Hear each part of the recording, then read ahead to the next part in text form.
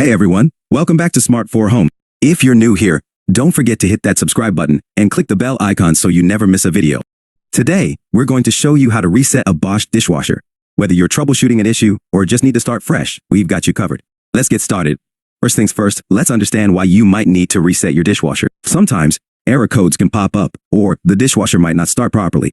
A reset can often solve these problems. But remember, always check your user manual for specific instructions related to your model. Now let's move on to the steps. Step 1, turn off the dishwasher. If it's already on, simply press the power button to turn it off. This ensures the system is completely powered down before we start the reset process. Step 2, unplug the dishwasher. If your dishwasher is hardwired, you can turn off the circuit breaker instead.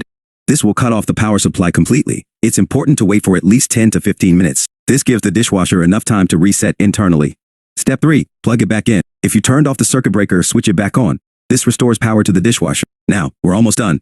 Let's move on to the final step. Step 4, turn on the dishwasher. Turn the dishwasher back on by pressing the power button. You should hear the familiar beep or see the display light up, indicating that the dishwasher is powered up. Conclusion. And there you have it. Your Bosch dishwasher is now reset and ready to go. If you were experiencing any issues, try running a test cycle to see if the reset solved the problem. Thanks for watching.